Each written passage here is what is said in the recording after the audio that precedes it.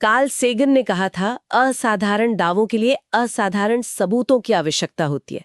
आज हम एक ऐसे ही दावे पर बात कर रहे हैं जिसने दुनिया भर में हलचल मचा दी है। ईरान पर कथित अमेरिकी हमला।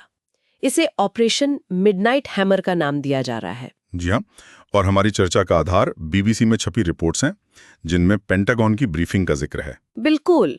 तो आज हम इसी कथित ऑपरेशन के घटनाक्रम, उसकी रणनीति, जो नतीजे बताए गए हैं और हाँ, सबसे जरूरी, इसमें जो अनिश्चितताएं हैं उनका विश्लेषण करेंगे। ये समझना उन सब के लिए अहम है जो अंतर्राष्ट्रीय मामलों पर, खासकर यूपीएससी जैसे इम्तिहानों के लिए नजर रखते हैं। सही कहा। तो चलिए देखते हैं कि पेंटागन के दावे और जो जानकारी उपलब्ध है उसमें क्या तस्वीर सामने आती है। शुरुआत करते हैं इसकी प्लानिंग से। बताया गया कि ऑपरेशन की निगरानी व्हाइट हाउस सिचुएशंस रूम से हुई। हाँ, बहुत ऊंचे लेवल पर। राष्ट्रपति, उपराष्ट्रपति, रक्षा मंत्री पीट हेग्सेथ, जनरल डैन केन सब शामिल थे।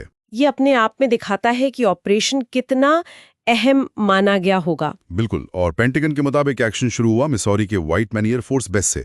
आधी रात के बाद वहां से B-2 स्टेल्थ बॉम्बर्स ने उड़ान भरी। B-2 stealth bombers. और ये कोई छोटी मोटी उड़ान नहीं थी। नहीं, बिल्कुल नहीं। इन विमानों ने अटलांटिक महासागर के ऊपर से 18 घंटे से भी ज्यादा की उड़ान भरी। 18 घंटे? जी।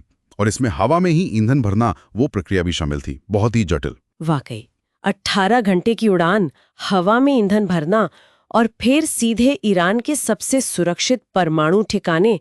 ये तो सुनने में ही काफी जोखिम भरा लगता है। हाँ, जाहिर है। बीबीसी की रिपोर्ट में एक और बात का जिक्र है, ध्यान भटकाने की कोशिश। जी, एक दिलचस्प पहलू है। कथित तौर पर B-2 विमानों का एक और दस्ता, एक छोटी टुकड़ी ग्वाम या प्रशांत क्षेत्र की तरफ भेजी गई थी, ताकि जो मुख्य हमला है उससे ध्यान हटाया जा सके। एक तरह का डीकॉय, मतलब धोखा। अच्छा, एक डीकॉय भी। ये तो काफी परतदार प्लानिंग लगती है। हाँ, और इसकी जानकारी बहुत ही सीमित रखी गई थी, ऐसा कहा जा रहा है। और असल हमले के लिए हथियार, खासकर फोर्डो जैसे ठिकाने के लिए, जिसके बारे में कहा जाता है कि वो पहाड़ के नीचे बहुत गहराई में है। देखिए, फोर्डो और नतांज, इन दो ठिकानों के लिए GBU-57 MOPS का इस्तेमाल बताया जा रहा है।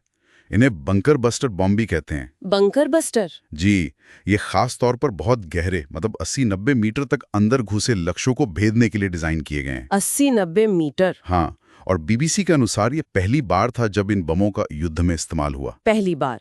तो ये सिर्फ एक हमला नहीं, एक तरह का संदेश भी था शायद? कह सकते हैं।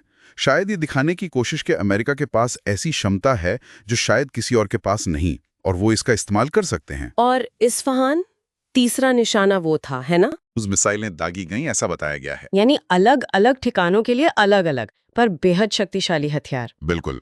तो पेंटागन के मुताबिक ये हमला हुआ कैसे? मतलब जमीन पर क्या हुआ? रिपोर्ट्स के अनुसार मध्य पूर्व पहुंचने पर इन B-2 बॉम्बर्स को सपोर्ट एयरक्राफ्ट मिले। फिर फोर्डो, नतांज और इस्फहान पर लगभग एक ही समय पे हमला किया गया। एक साथ? लगभग एक साथ, समन्वित तरीके से। अमेरिकी पूर्वी समय EDT के हिसाब से शाम करीब 6 बजे ईरानी हवाई क्षेत्र में प्रवेश हुआ और रात 7:30 बजे तक, मतलब करीब 1.5 घंटे में विमान बाहर निकल चुके थे। 1.5 घंटे के अंदर? और क्या ईरान ने कोई जवाब दिया, कोई प्रतिरोध? अमेरिकी अधिकारियों का दावा तो यही है कि ईरान की तरफ से कोई प्रतिरोध नहीं हुआ है। बीबीसी ने इसमें CSIS, जो एक अमेरिकी थिंक टैंक है, उसकी विशेषज्ञ पेट्रिशिया बाजिलजिक का जिक्र किया है। उनका मानना है कि हो सकता है इजरायली हवाई प्रभुत्व ने इसमें मदद की हो, रास्ता साफ किया हो। अच्छा, और कुल कितने हथियार और विमान इस्तेमाल हुए, कोई अंदाजा? जो आंकड़े दिए गए हैं वो करीब 75 सटीक हथियार और 125 से ज्यादा अमेरिकी विमानों के इस्तेमाल की बात करते हैं। 125 से ज्यादा विमान?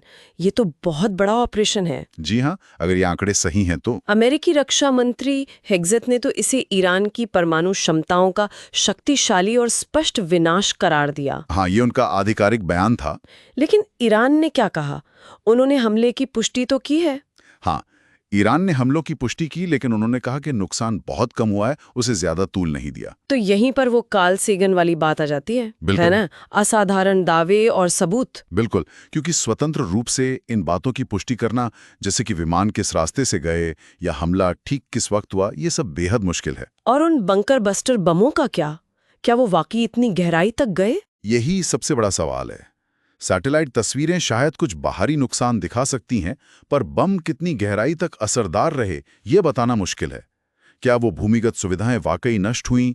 इसके लिए और पुख्ता सबूत चाहिए, जो अभी तक सामने नहीं आए हैं। रक्षा विशेषज्ञ डॉक्टर स्टेसी पेटेजॉन ने भी बीबीसी से कुछ ऐसी ही बात कही थी। हाँ, उन्होंने कहा कि यह हमला अविश्वसनीय रूप से जटिल और परिष्कृत था।